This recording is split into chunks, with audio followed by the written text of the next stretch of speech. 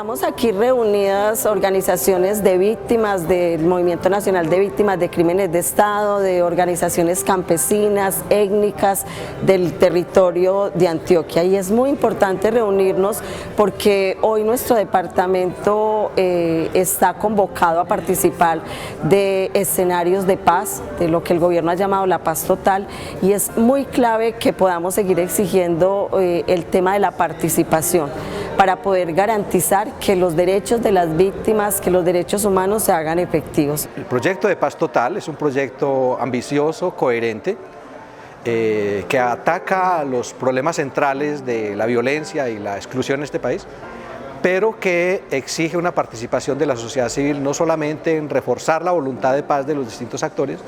sino en corregir también los contenidos y el marco legal con el que se vienen haciendo estas negociaciones o conversaciones. Sentimos que hace falta más presencia de las víctimas en estas mesas de diálogo, una participación efectiva y que no solamente sea una participación en el proceso de construcción de esta paz, sino también en la implementación en los territorios. Es muy importante el escenario de la paz, estamos de acuerdo, pero si eso no tiene enfoque territorial, no tiene un enfoque de una participación efectiva, podemos enfrentarnos a fracasos que el país ya ha tenido y que no podemos darnos ese lujo. Entonces, lo primero importante es entender de qué se trata la paz total, pero entender cuál es el papel que jugamos como sociedad civil, como organizaciones sociales en estos procesos. Y lo segundo es ponernos de acuerdo en estrategias conjuntas que nos permitan hacer incidencia e interlocución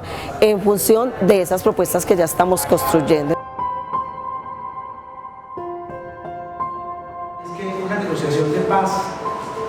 generalmente es el resultado del reconocimiento que, digamos, la guerra, el conflicto armado está agotado, que lo que han llamado algunos expertos un empate militar negativo, en el cual el Estado reconoce que es incapaz de derrotar y doblegar a la insurgencia, y la insurgencia reconoce que por la vía revolucionaria, por la vía del uso de la violencia, no es capaz de tomarse el poder, y que en esa medida es posible hacer una transacción entre reformas a cambio de abandonar la lucha armada y convertirse en una fuerza política. Deben tenerse en cuenta también los generadores de violencia transnacionales, que son movidos por economías, intereses económicos que hay a través de otros países que mueven hilos acá, porque es que uno solamente mira el paramilitar, o solamente mira el guerrillero, o solamente mira el militar, el que fue y ejecutó la orden, pero ¿quién dio la orden? Entonces ahí es que hay que buscar esas personas que son los actores intelectuales y deben de llegar y rendir una declaración de verdad, que se conozca qué fue lo que pasó en el territorio y por qué.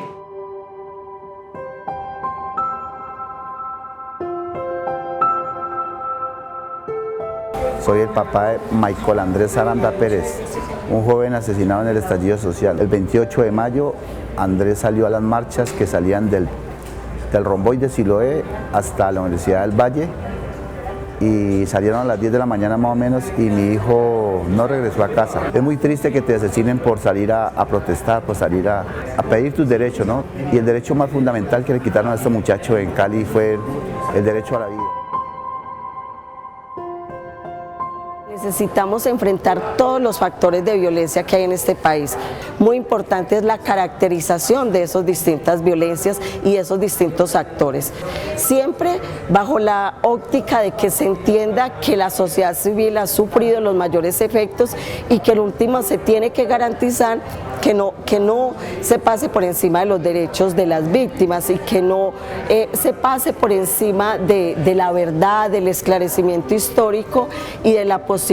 de garantizar una desestructuración total de esos fenómenos de violencia, un desmantelamiento. Entonces, para nosotros la paz total tiene que ver con esos procesos integrales que nos permitan superar todos esos factores de violencia, pero garantizando los derechos de las víctimas, los derechos humanos y obviamente pues los principios democráticos que nos impone la Constitución. La Comisión hace un conjunto de recomendaciones recomendaciones que son producto de la escucha, del trabajo de la comisión, porque uno de los componentes centrales de las comisiones de la verdad en el mundo, y Colombia es un ejemplo de eso, es que este es un informe que miró el pasado en un presente de transición, pero que buscaba señalar transformaciones en la sociedad para que el conflicto armado termine, para que el conflicto armado no se repita. Yo creo que es fundamental que las distintas organizaciones sociales de base, comunitarias, de derechos humanos, los distintos liderazgos que tenemos en el país se formen y discutan alrededor de temas que están relacionados con la construcción de paz. Creo que es fundamental garantizar el diálogo, la discusión, la deliberación, el desacuerdo, el debate alrededor de estos temas, pues porque justamente desde allí es donde salen las ideas, las propuestas y las exigencias que tenemos que hacerle al Estado, que tenemos que hacerle a sus distintas instituciones frente a qué tenemos que hacer para que el conflicto armado desaparezca, para que las violencias dejen de estar fuertes en nuestra sociedad y para que efectivamente podamos llegar a una construcción de paz.